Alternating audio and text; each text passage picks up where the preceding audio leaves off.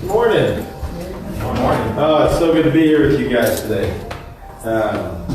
John Richardson and family are taking a much needed break, getting some rest and relaxation with family down south. And so keep them in your prayers that they would be rested and rejuvenated and that they would have safe travels coming back. And then also, if you would, please keep my family in your prayers. Both my little ones have croup. So sad. They're like, Daddy. You know, they got that sick voice. It's so sad to listen to. And so Tiffany is home with them, taking care of them as we pray for as well. But you guys have been in a series called More Than Me. More Than Me. And this is a very true statement. There should definitely be more than me. If there is not, we are all in big, big trouble. There should definitely be more than me. And there is. Praise the Lord for that. And so last week, John was speaking on the importance of relationships, right? How God wants to use relationship in His plan, and that the way that we love one another should be, we should love people so well that people can see God through how we love, especially in our families, right? And so He really honed in on that. How many of you guys remember that? Don't tell me, because if you just realize it, it's just easy. But anyway, so I couldn't agree more. The importance of relationship is paramount. For me, everything comes down to relationships. Everything that's lasting, everything that goes on beyond us has something to do with the relationship. You know, when we're in the Bible and we're reading about Jesus and who He was and what He did, we see that everything He did had something to do with their relationship, whether it was His relationship to His Father or to the disciples or to the world. It is all about relationship with Jesus. And so it should be with us as well. God desperately, I shouldn't say desperately, God desires to use us through our relationships. So that was last week. This week, we're going to be jumping into something just a little bit different. The question that we've been asking through this series is, what is God's mission, and how can I join in that mission? You guys remember that? That's the question that John's kind of been posing to us as he's been going through the series. What is God's mission, and then how can I join in it? And so this week we're going to be talking about God's mission of restoration.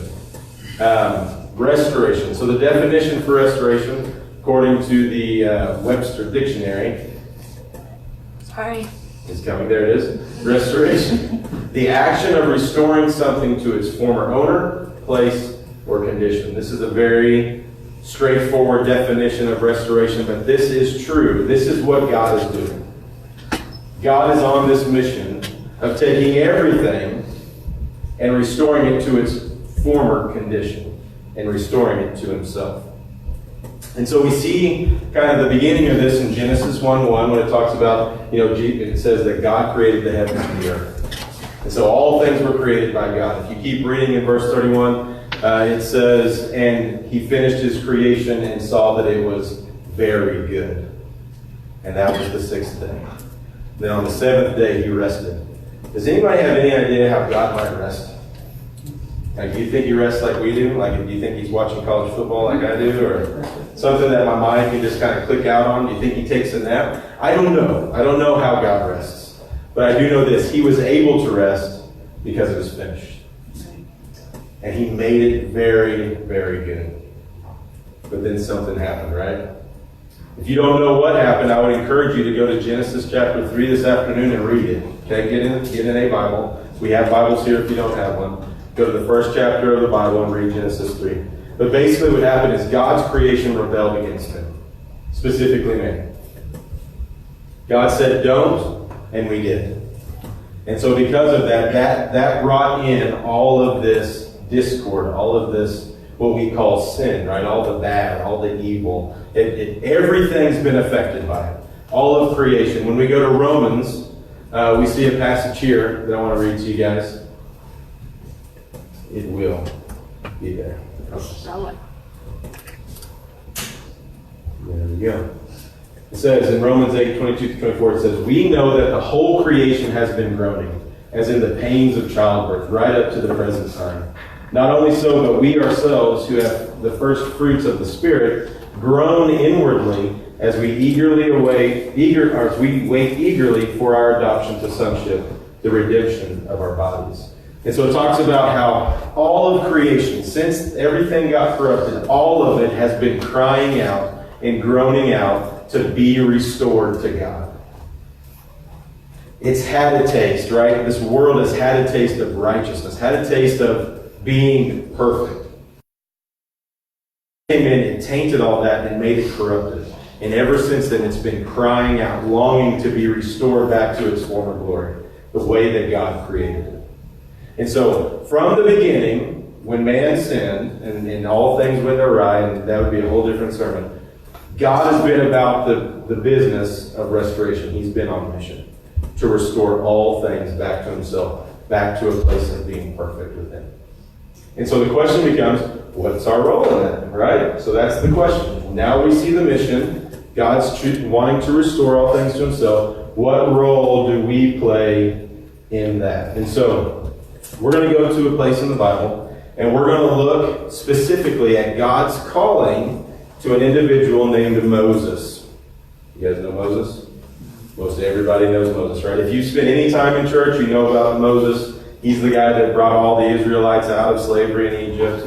You know, the Red Sea parting, all the plagues, all those things we know about the story of Moses.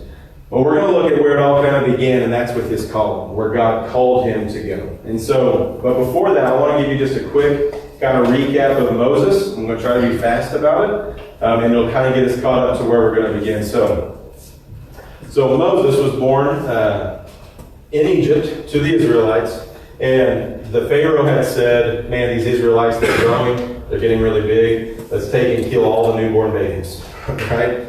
Kind of creepy. And Moses' mom said, but I love my baby, I'm not going to do that. So she puts him in a basket, puts him in the river, right? Maybe you've heard the story. He drifts down. The daughter of Pharaoh finds him, says, ooh, baby, I want him. And so she adopts him, right? So he gets raised up in the house, in Pharaoh's house. But he's an Israelite, and one day he's out, and he sees an Israelite being mistreated by an Egyptian guard, and he tries to get in and intercede, but oops, I killed the guy. So he kills this guard, he buries him, tries to cover it up. The next day he sees two Israelites kind of fighting with one another, and he tries to get in the middle of it again to mediate, saying, hey, you're brothers, you shouldn't be doing this. But the one who was mistreating said, what are you going to do? You're going to kill me like you killed that guard yesterday?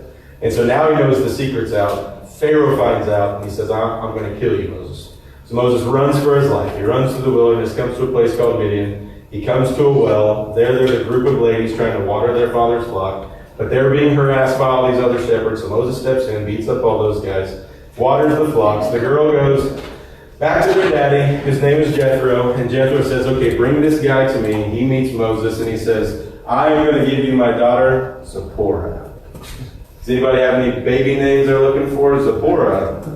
That could be a good one. You got a baby coming? So you can call her Zippy. Or maybe Zippo, like the lighter, but Zipporah, right? It's an awesome name. So Moses is now married to Zipporah. Jethro says, here's my flock. You can take care of my flock, and I'm going to take care of you, right? You're a part of my family now. So that catches us up to where we're starting. So Moses has gone through all of that, and that leads us to Exodus chapter 3.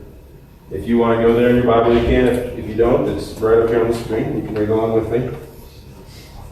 And we are going to read verses 1 through 6. And this is what it says. Now Moses was tending the flock of Jethro, his father-in-law, the priest of Midian. And he led the flock to the far side of the wilderness and came to Horeb, the mountain of God. There the angel of the Lord appeared to him in flames of fire from within a bush. Moses saw that though the bush was on fire, it did not burn up. So Moses thought, I will go over and see this strange sight, why this bush does not burn up. When the Lord saw that he had gone over to look, God called to him from within the bush, Moses, Moses. And Moses said, here I am. Do not come any closer, God said. Take off your sandals, for the place where you are standing is holy ground. Then he said, I am the God of your father, the God of Abraham, the God of Isaac, and the God of Jacob. And at this, Moses hid his face because he was afraid to look at God. So what we see here is that Moses is out tending the flock, right? It's a Wednesday, let's say. It's just a normal old day. Moses is out doing what Moses does every day. He's taking the sheep out. He's getting them fed. He's probably thinking, man, I can't lose any of these sheep. I don't want Jethro kicking me out of the family. He's probably thinking he's hungry. I wonder what Zippo's going to cook me for dinner tonight. And he's just thinking normal, everyday thoughts in the middle of a normal, everyday day. And God reveals himself in a way that grabs Moses' attention. It's this bush, and it's burning. And Moses is like, that's peculiar. And he watches it, and as the bush is burning, it doesn't burn up like a bush would normally burn up. He goes, that's weird. Let me go see what that's about, right? So God draws Moses to himself through his own curiosity. God showed up in such a way that it got Moses' attention, and Moses chose to turn and start to go see what this thing is all about. And then he calls to Moses. He says, here I am. And he reveals himself to Moses as God, right? And it changes who Moses is. I have a very similar story. So what I'm going to kind of do today is we're going to look at Moses and how God called him, and then I want to share with you how God has called me through my life and kind of led me here. And what I'm hoping we see is that the same God that was working through the people in the Bible that we read about desires to work through us. Okay, so very similar story. Kind of let you know about me. When I was about 14, 15 years old, it's hard for me to pinpoint, my parents got a divorce. And my dad didn't completely leave the scene, but he checked out pretty good. He was the one that left, and so you can imagine, if there's a reason he left, right? He wants his freedom, whatever that may be. And so every other weekend, usually we would see him. But any other time, it was just my mom and me and my two younger brothers. And so this forced me into a role where I really had to kind of grow up fast. I was helping my mom kind of, for more or less, raise. My youngest brother is at that time was 9 years younger than me. And so I'm helping my mom. She's working, sometimes 2 jobs. She also liked to play the bingo, so she was kind of gone in the evenings from time to time as well. And I would be there kind of helping watch my brothers and trying to take care of them. Not very well, because I was an older brother. How older brothers are sometimes. And so, but not too long after that, my mom said, I don't like that your dad's not around very much, and I want us to get closer to my family. And so, I'm from Oklahoma. Anybody else from Oklahoma in here? It's dwindled every service. I'm the only one now. It's okay. So I grew up in a town called Coweta. Okay, so this is very Oklahoma. Coweta. Grew up in Coweta, and my mom said we need to move over to Shoto, Oklahoma. Another crazy name. To be around my brother. And my uncle was the head boys basketball coach at the high school in Shoto, Oklahoma. And so anyway, so we picked up in between my sophomore and junior year, and we moved to Shoto, Oklahoma. And so here I am. We just moved in. I'm helping my mom with my brothers. I just left a job that I liked. I left all the friends that I've had in my life. And here I know nobody, and I'm kind of stuck in this house, and I'm frustrated, right? And I'm desperate for a relationship. Well, my uncle takes me around and starts introducing me just to some guys. It's during the middle of summer, so he's like taking me to where they work, and it's kind of awkward. Like, hey, here's my nephew, that kind of thing. But I met a guy. His name was Corey Nicholas. Just got to talk to him for a minute, but the very next day, he called and said, hey, tomorrow we're going to a church camp. It's called Falls Creek. It's a very big camp in Oklahoma. And he starts telling me all about Falls Creek. He kind of leaves the God stuff out, but he's like, man, we play volleyball, there's volleyball tournaments, there's horseshoe tournaments, we swim, we do ropes courses, all these things, blah, blah, blah. And there's a lot of people from our school going, be a good way to make friends, yada, yada, yada. And he said it cost $60. And I said, well, that's exactly how much money I have for my job. I have $60. So now I'm just kind of weighing my options, like, what do I want to do? I only have this $60, I have to spend everything. But it was actually my curiosity about the camp and my desire for relationship that God used to get me to say yes. Okay, I will go to this Falls Creek with you. And so, go to Falls Creek.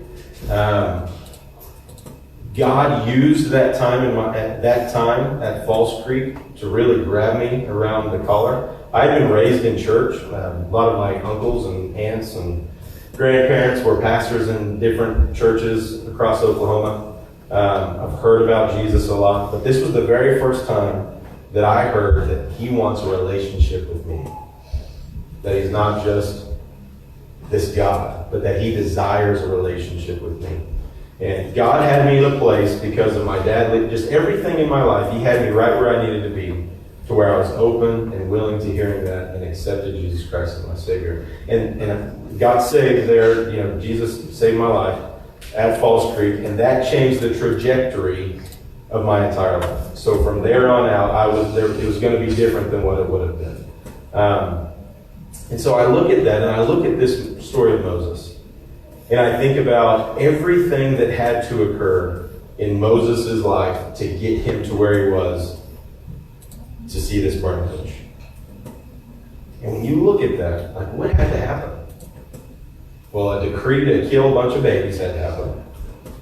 His mom's bravery not to do it, which would have got her killed if she had got caught, had to happen. He had to be found by Pharaoh's daughter, had to be raised in Pharaoh's house, had to kill a guard. You see all these things that happened.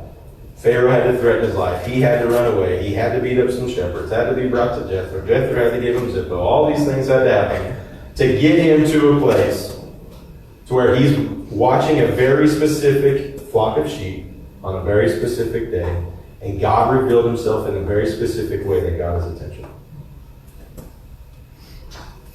And you say, well, did God cause all that evil to happen? No. But God used all of that evil that had happened to bring about his plan and his glory. Same thing in my life. What had to happen for me? Well, one, my dad had decided he didn't want his family really anymore, right? It's sad to say, I love my dad. But that had to happen. Or at least it happened in this way. And then my mom had to say, well, I'm going to move you away from all your friends and everything you know, and we're going to go to Shoto, Oklahoma. And my uncle had to take me to a very specific guy who was kind and brave enough to invite a kid he didn't know to camp, and I had to go, and all these things. Right? God didn't cause my dad to leave my mom. That was my dad's choice. But our God is so big and so good, he takes the bad and he uses it for good. And God used that experience in my life to bring me to a place where I was ready and willing to hear the gospel for the first time, even though I had been raised in church, and save my soul. And it didn't just change my life, right? It would change my future life, and my kids, and God willing, my grandkids, my great-grandkids, generations to come, because of what he did at Falls Creek Camp in my life. But is that the finish line? That's the question. So God shows up in our life. He reveals himself to us in a very specific way. He saves us. Is that the end? No. Right? And it wasn't the end of Moses, for Moses either. So God showed up. He came into Moses' life on a very non-special day in a way that got his attention. But that wasn't the end. So let's keep reading. Let's go on to verse 7. The Lord said, I have indeed seen the misery of my people in Egypt. I have heard them cry out because of their slave drivers, and I am concerned about their suffering. So I have come down to rescue them from the hand of the Egyptians, and to bring them up out of the land into a good and spacious land, a land flowing with milk and honey, the home of the Canaanites, the Hittites, the Amorites, the Perizzites, the Hivites, and the Jebusites. And now the cry of the Israelites has reached me, and I have seen the way the Egyptians are oppressing them. So now go, I am sending you to Pharaoh to bring my people, the Israelites, out of Egypt. All right, so now we're starting to get a picture where we come into the story of God's restoration. So I find this very interesting. Well, first of all, we see that our God hears, right? Our God hears our prayers. Our God cares for our hurts. Our God cares for our suffering. And so he hears about the suffering of his people, and he says, so I have come down to rescue them. Who has come down? Who's I? God. Don't be afraid to answer. If you're wrong, I'll just say no. But I won't do that to you. No, yes, it's God. God came down to rescue them. And what was the plan of his rescue? So now go, I'm sending you. What? Like, Moses is in this situation. He's enjoying the whole conversation, right? Like, I've heard their suffering and I've come to rescue them, but I'm sending you to do it. So what would you do in Moses' situation today? Think about this. Put yourself in Moses' place. You just ran from Egypt for your life. right? Like you had to literally flee for your life. And you had to come across this desert, you had to go through all these things, and you're finally at a place where it's a little bit easier. You're a part of a big family. Your father-in-law's got money and lots of sheep, and everything's good. You got your wife, she's got a sweet name. She cooks dinner for you. Everything is great. And all of a sudden, God comes into your life now, and He says, go back. This is significant. What would your response be to that? I don't know. Let's see what Moses is. Let's keep reading. Now I'm interested. I've got my interest riled up. Verse 11. But Moses said to God, who am I that I should go to Pharaoh and bring the Israelites out of Egypt? This was my response to a lot of things in life. Who am I? And God goes on to say, basically, you're nobody. But verse 12, let's read it. It says, and God said, I will be with you. And this will be the sign to you that it is I who have sent you. When you have brought the people out of Egypt, you will worship God on this mountain. And so he says, God, who am I? Why me? I'm not good enough. And God basically says, by skipping over it, you're right, you're not good enough. But I am, and I'll be with you. And I've chosen you, and therefore you are somebody because of what I'm going to do through you. And so for me, I've had, I would say, quite a few so now go moments in my life that have kind of brought me to where I'm at. But there were two in my life, very significant go now type of moments. And so I'd love to share those with you as well. And so I kind of told you, my parents divorced, which led to us moving to Shoto, which led me to meeting Corey, invited to camp, and then God using that opportunity at camp to change my life. And I would love to say from that point forward, I was just on that path. I never veered, I never wavered, but that's not true. Almost immediately, actually very quickly after God put me on a different path, I started to stumble, and I started to waver. Through relationships that God brought into my life, through my own sinful kind of desires, wanting things that God doesn't want for me. And so I kind of just put this relationship with God on the back burner. That's how I kind of look at it. I still loved Jesus, I still loved God and all those things, but I also loved me. And I really got focused on what I wanted. And that led me to kind of steer clear of the Bible, because the Bible was very clear that what I wanted is what God wanted. And so I kind of just separated myself from that path. It was during this time that I met Tiffany, my wife. We started dating our senior year in high school. We got married 2 years after graduation. And then about 3 years after that, we had our first son, Cooper. Cooper's now 13 years old. And so that kind of brings me to where God told me to go. So one day we are, it's just me and Cooper. Cooper's a little infant at this time, not even 1 year old. He was still that arch that has the little dangly things that kids play with that they lay under. Like we were still under that playing. That's what I remember, playing with those things. And at this point in my life, I was caught up in just a terrible pattern of sin. It was a pattern that started when I was a young teenager. And I would love to get very specific at another time, another place. I'm perfectly fine with sharing it. But it was a very devastating, kind of inwardly damaging kind of pattern of sin, of doing these things. And this particular pattern was given to me by my father. It was something that he did while I was young and in the home. And it basically was handed down to me. And in this very day, on this very specific day, I had been right in the middle of this sin, on that day. And I'm sitting there with my son, and God just broke my heart. I'm laying there and I'm looking at him, so innocent and, so perfect in my eyes, like nothing has corrupted him yet. And this thought just started coming over me of, you're going to do to him what your father did to you. Like he's going to grow up here. And unless something changes, the pattern that affected you is going to affect him. And man, all of a sudden my eyes were just open and I was like, I cannot believe what I'm doing. It's like God opened my eyes. And the only thing I could think was get to church, go to church, get back into church, for whatever reason. I'm from the South, and so church is kind of the answer, right? So, not God, hear me, at this point it wasn't necessarily go to God, it was go to church. And so, that very next weekend, Tiffany comes home that day, and I'm like, hey, we're going to church this week. And she's like, yes, finally. Like, she's been pulling for that. And it's not that I didn't like church, right? It's not that I didn't love Jesus. I just didn't like getting up. Like, I worked during the week and didn't like getting up on Sunday mornings. And, it wasn't that I was anti-church. I was just anti-getting up. And so she had been pining for a long time for us to get in church. So we went that Sunday, and something happened there. Something that's very hard to explain or quantify. But something changed in me, and so I'll tell you about that. So we go there, and it's the very beginning of service at this particular church, and they do an altar call.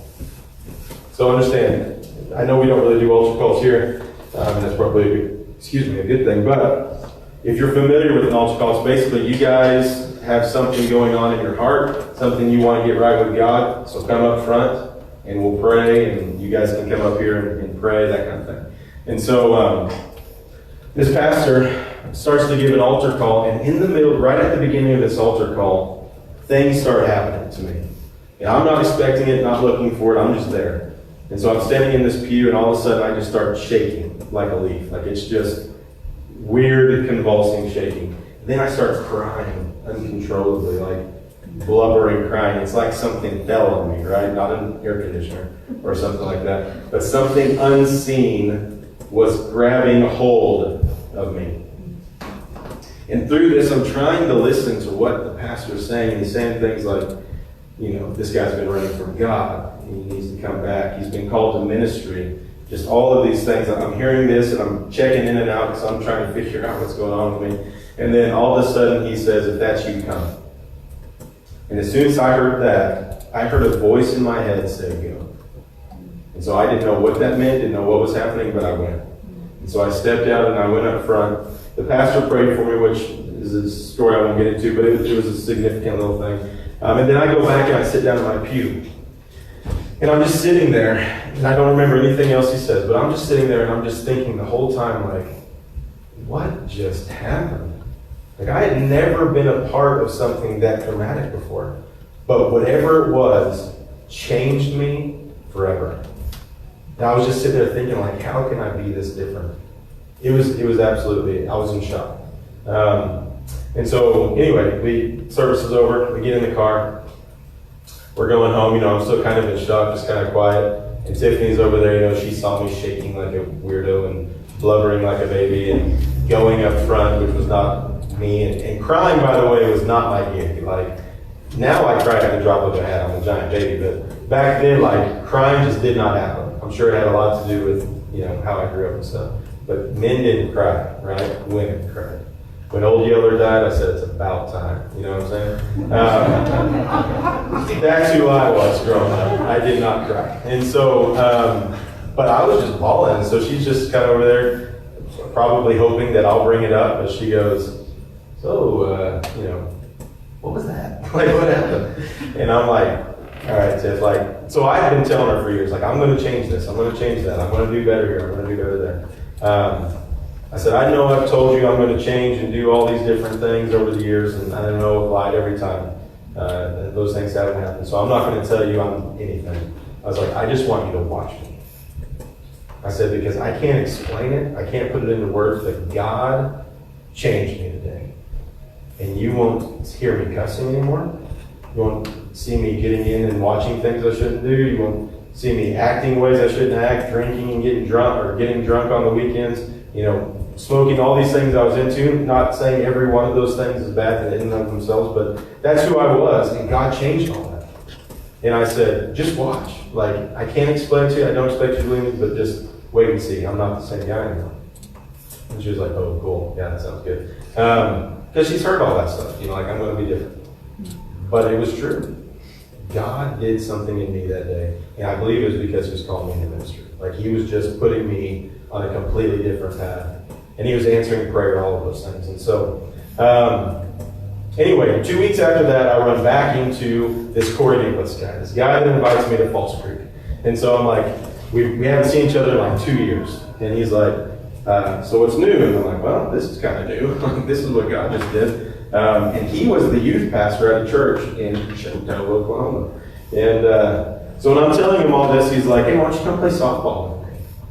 And I was like, okay, like that was a weird divergence. But he knew that that was a way that he could kind of draw me in. And then through those softball games, he ended up inviting me to come help him with a service at one of his, at the church for the youth. And so he said, I know you got called maybe in the ministry, we'll see. He's like, but come here, serve. We'll see if God doesn't start pointing me in direction. So I went and I served. And sure enough, God was calling me into youth ministry. I knew that night. I had that confirmation. So I served there with him for 2 years. After that, I got called into full-time youth ministry at a town called Adair, Oklahoma. Another cool name. Went to Adair. I served full-time in youth ministry for 6 years as a pastor there. And then after that, as that was coming to an end, God called Corey and I to come back together, the same guy God keeps using in my life, to start a company. And so we wanted to do bivocational ministry, supporting ministries out of actual real-world businesses. And so we started this business, and it just went off like gangbusters, like crazy successful. And so here we are, making lots of money, giving away lots of money, and I'm like, oh man, that's awesome. I'm going to be just a godly businessman that, preaches when I can, maybe serves as an interim pastor from time to time. And I'm just going to give away a lot of money. I'm going to spend a lot of money, and I'm going to make a lot of money. And just this is who I am. This is what I'm going to be. And then right at the pinnacle of the company's success, me and Tiffany both at the exact same time started going, oh man, we could just feel God was calling us to do something else. And so when you felt God moving you from place to place, you kind of know the feeling. It's kind of like, something's coming. Like, I don't know what it is, but he's going to call us to make another change. And it may seem like a burden at the time, but it's always good. When God's calling us to move, it's always good. And so, anyway, starting in January of last year, from January to April of last year, God began to reveal to us that he was calling us to church planting, to starting something. And God had brought me through this starting a business because there's a lot of parallels of starting something from nothing. And so this was just, it all started to make perfect sense. And through research and prayer, we were led to northern Colorado. And so, we won't go into all the details, but through a lot of prayer, I came up here like 8 times last year from Oklahoma, driving up each time. And just talking to people, praying through it, we really felt confirmed, all 6 of us as a family, that God is telling us to go to northern Colorado. And so we thought we were going to be sent to Berthoud, Colorado. How many people in here know where Berthoud is? Well, okay, good amount. Not everybody knows where Berthoud is. And so Berthoud is just south of Loveland. It's a smaller town. It's growing fast, not growing Wilmington fast, but it's growing fast. It's got about 8,000 people. It's situated between a Seventh-day Adventist college and a Mormon stake. And so it's kind of this neat little diverse, tiny town. And we were really excited about getting there. And we really felt like that's where God was leading us. And so, anyway, so we just started the process. Okay, let's buy a house in Berthoud. Nope, can't buy a house. Okay, well, let's start renting. Let's rent a house in Berthoud. There was like 2 or 3 rent houses. And literally in one day, I called each of those rent houses. As I'm calling them, they're saying, hey, we just signed a contract. Oh, man, you just missed it. The guy right before you did a verbal contract. This guy signed a contract. So all the houses are gone. I'm like, shoot, okay, let's go to South Loveland because that's real close to Berthoud. We go up there, we walk through a couple of homes, and we're just like, this is not where God's wanting us to be in South Loveland. Like, what is going on here? And so, kind of as a last resort, but don't take it personally, all right? I said, well, we're going to be working with Trailhead Church up in Wellington. I'm going to be apprenticing with John Richardson. Let's look at what it might be to just live in Wellington for a year, sign a year rental agreement, and then we'll buy a house in Berthoud at the end of that year. And so we came up, and the only place we could get in to see at the time was a townhouse, those new townhouses that are being built on the southeast side of Wellington, down by those fishing ponds over there, if you guys are from there. And walk in, meet the landlords, super sweet people, Christian young couple. And Tiff and I are walking through this townhouse. Mind you, we have a family of 6, and we walk out going, I can't believe we're going to live in a townhouse. Like, we just knew that that's where God was calling us to go. Our kids are coming off 5 acres. They're practically feral at this point. I don't know if they were even wearing shoes while we were there looking at it, like covered in mud, in and out of ponds. Like those were our kids. And we're like, we're going to cram them into this condo and all these people. But that was God was telling us to do. And then, like, all along, John Richardson's like, well, what we would like to see happen here at Trailhead is another church planted in Wellington. And I'm like, man, that's awesome. But we're going to Berkeley. So I can't wait for you guys to find that church planter for Wellington. And so anyway, we move into this condo, townhouse. And we meet Nancy. Nancy is the property manager for our clubhouse. We have a swimming pool over there.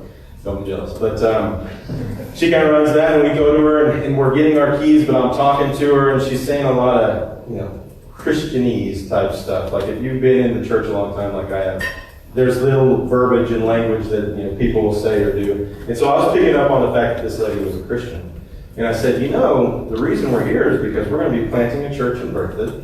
But we're going to be here for a year, and we would love to be used in the clubhouse, love to do maybe a Bible study, like anything you think we could get by with. We would love to be a blessing while we're here. And she just starts crying. And she's like, I have been praying for years that God would send a family to move into this complex because I know all these people, and I love them desperately, and they need Jesus. And I was hoping that somebody would come and start a small group or a church here. I think it's you guys. And I said, and that's great, but we're going to be in person. And so we'll be here for a year, though, and while we're here, we're committed. We're in. Let's do this thing. But when we leave, Nancy, it's going to be on you, girl. We're going to Berkeley. And then a week after that, I went to a Bible study in Windsor, completely unconnected to Wellington anyway, and met a young guy there named Jeremiah Carson. And Jeremiah and his wife Sarah live on the east side, just like we do, and have small kids. And so I was like, man, I want a friend. Will you please, you guys come over for dinner? We'll let the kids play, all those types of things. And so he's like, yeah, man, we'll come over, blah, blah, blah. And so anyway, later that day, he texted me, and he said, man, I didn't want to freak you out at that coffee. But a couple of months ago, some time ago, God told my wife feels like God told her that a family was moving into Wellington to plant a church. And when they plant this church, we need to be ready because we're supposed to join them. And I said, you guys should come over for dinner. Let's talk. So they come over, they tell us all this story, how it all went down, and I was like, man, that is amazing. We're going to be in Berkeley. And so I'm just sitting here thinking, like, when God's people get here for Wellington, they are set up, right? Like, they've got people God's already working on. I'm such an idiot, I'm so thick-headed. But anyway, time goes on. I'm telling John Richardson all these things, and he's like, I don't know, man, that's probably you. I'm like, John, we're going to be in Berkeley. Anyway, about a month goes, and me and Tiff have some alone time, which is difficult to do with 4 kids, but we were just talking. I was like, Tiff, when you think about doing ministry, where is your heart at? Like, where do you see us doing it? And she goes, honestly, I don't ever even think about Berthoud anymore. It's just Wellington. And I said, that is me too. And then I'm like, now it makes sense. I'm such a dummy, right? Like, God shut every single door in Berthoud. Like, he wouldn't even let us live close to the place, right? And as a last resort, he's like, oh, we'll come up here and we'll check out this town. Oh, we feel like God's wanting us to live in this town. I said, okay, great. All of these things, Nancy and Jeremiah and John's heart and Trailhead's heart, and the fact that you guys welcomed us in, really, from day one. Like, I can't tell you how much it meant to our family to be able to come and have community already waiting on us. And that was huge for us. It was huge for our kids. And just love you guys, and we love Wellington. And I was like, Tiff, we are so stupid. Like, we are so stubborn. Like, let's just commit. And I say we, mainly me. Let's just commit to Wellington. Let's commit to this place. And we did. And as soon as we did, we saw families start to being added to us by God. So we are going to be Stonebridge Church. We have started our small groups. Stonebridge Church will be, God willing, on the east side of I-25 when we do launch. And we're currently meeting in small groups, and we've got about 7 or 8 families that have joined us already. And so God has done something far greater than anything I could have ever expected. And we're going to have a really cool relationship with Trailhead. John's going to be talking to you guys about that over the next week or two. And so you need to come back and check into that. But we're super excited about what God's doing. But that's my story, right? So God restored me personally. And then over time, he called me into ministry. And then he called me here. And then through his calling us here, God is going to restore people to himself through this church that he's calling us to plant, through us personally. Not because of us, not because of how good we are, but because of how good he is. And we see that in Moses' life. You know, Moses goes on to say, well, if suppose I go, like, who would I even tell him to send me, right? Like, he's got these questions, he's wrestling with it. But eventually he commits. And when he commits, God used him to do something far greater and grander than he could have ever imagined. He used him to bring millions of people out of slavery and made a nation out of them, right? So what does God want to do with us? So just like Moses had this commission, just like Moses had this calling in his life to go on mission to help take the people of Israel out of Egypt and to restore them to right relationship and in the right place with God, we also have a similar call. We see it in Matthew 28. And so as we read this, you're going to see a lot of similarities of what we just read through Moses and what God's calling on Moses. And this is called what we call in the church the Great Commission. Okay? These were kind of like Jesus' final words to his people. And it's super encouraging. So let's read it. It says, then Jesus came to them and said, all authority in heaven and on earth has been given to me. Therefore go and make disciples of all nations, baptizing them in the name of the Father and of the Son and of the Holy Spirit, and teaching them to obey everything I have commanded you. And surely I'm with you always to the very end of the age. So I just spent time sharing with you my story. And I know your story is different, right? But at some point, if you're a follower of Jesus Christ in here, God showed up in your life on a very, maybe unspecific day.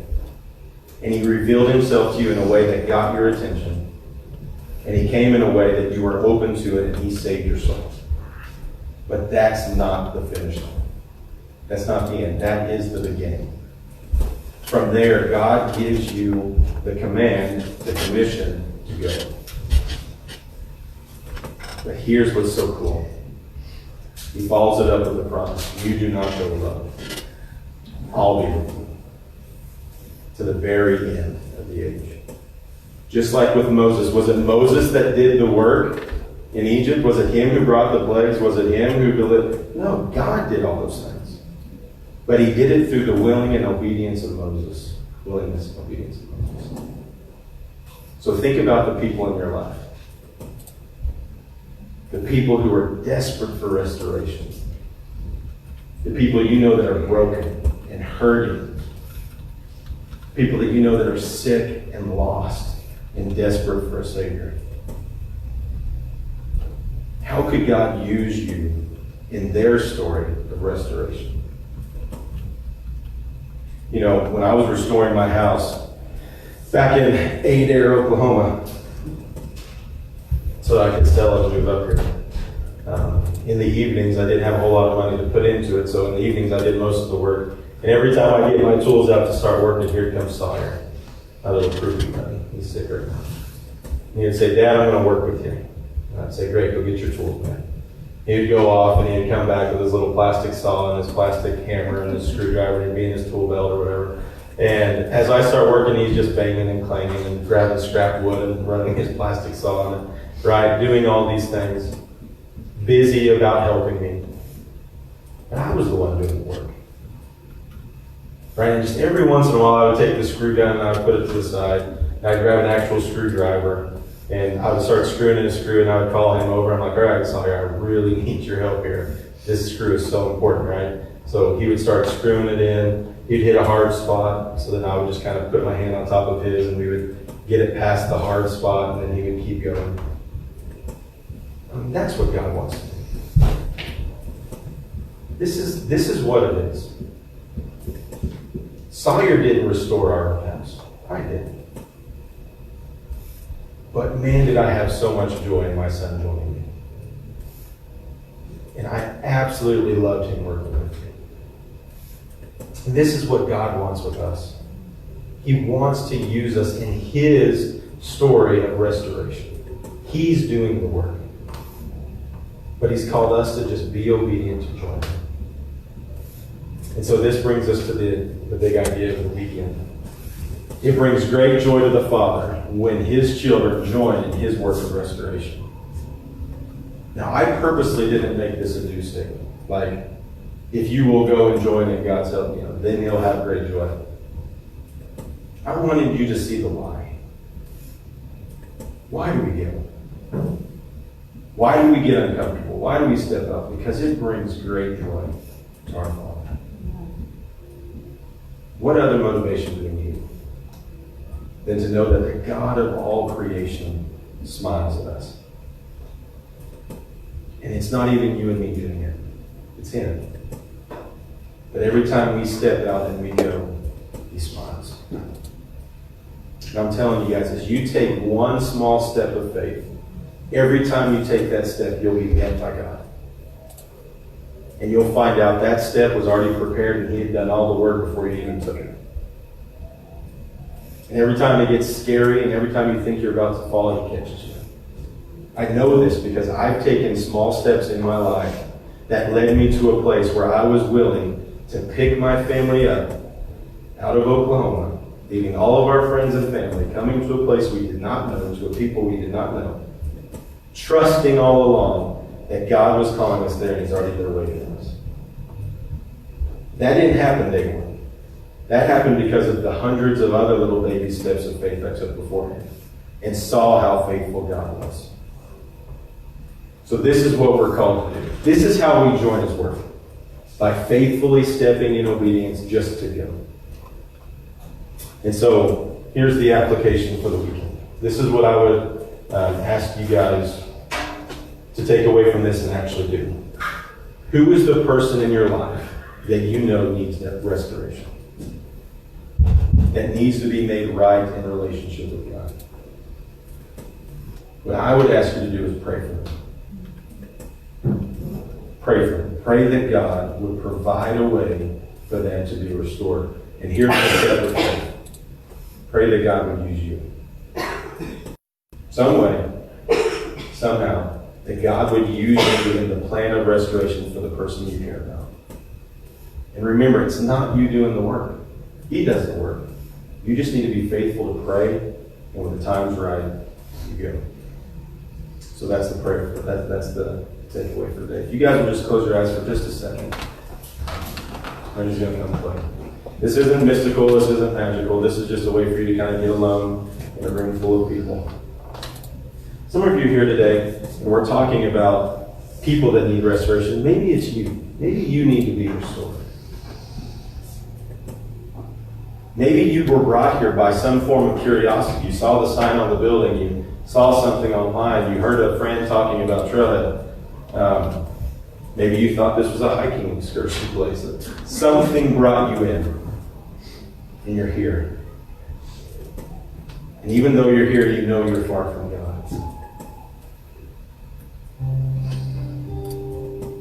Listen, God's longing of his heart is to see you restored. Man, does he love you. And what he wants is just to have you in his life, in relationship with him. And he did that through his son, Jesus Christ, who paid all of the penalty, all of the price that it cost to make us right with God. And if that's you and you're in this room and you have questions about that, maybe this is the first time you've heard it and your eyes are just open to it. And your heart's open to the idea that this may be true. Listen, God changed me. I did not choose to change myself. I'm living proof that there is a God and that he cares. But if that's you, I'm going to be here for a little while after the service. Just come to me.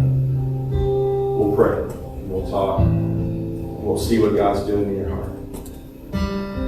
Maybe you're in this room and you are in right relationship with God. You already know that you've got that squared away and you're comfortable with your love relationship with God. But yet still, you've been going through a time of hurt.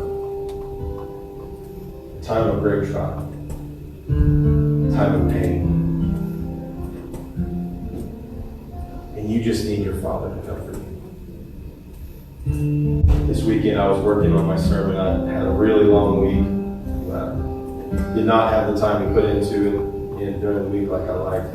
So I secluded myself in my bedroom and I told the family, unless it's an emergency, just give me some time so that I can work on this. And my little sick 4-year-old son, Sire, comes into the room and walks up to the bed. And he knows I'm working and he just looks at me and says, Dad, I just need you. So what did I do? Did I kick him out? No. I set aside what I was doing. And I picked up my little boy and I just held him. Because I knew my son needed to be comforted. And I held him for like 15, 20 minutes until he was ready to go back. Listen, God is infinitely better up to that than me. If you're hurt, if you need healing, if you need restoration, just go to your Father and say, Father, I just need you. Comfort me. And picture yourself just getting picked up by God and just held. We have that ability as His children to come to Him and say, Father, I just need you. So I encourage you to do that. I'm going to pray for us. In a minute, we're going to take up an offering, but after all of that, I'm going to be here. If you want prayer, I've had several people coming up. We've been praying for people that, grandkids that are wandering astray, husbands that are abusive. And God's doing a work today. If God's working in your heart, come and let's pray. God, we pray for us. Father God, Lord, you're so good. Father, way more than we ever deserve. Way more than we could ever expect. Father, I pray over everyone in this room, dear God, if there's any that doesn't know you as Savior, that hasn't began their relationship with you, Father, I pray that you would restore them to right relationship. Lord, that you would do that work today. Father, anyone in here that is hurting, gone through a season in life that they just need you, Father, I pray that you would comfort them. Lord, that you would pick them up, hold them in your embrace, and bring them peace, Father. God, we're here for you. And you love us so much, dear God. We're so grateful. So, Lord, we give you the glory. We give you all the honor. And it's in Jesus' name we pray.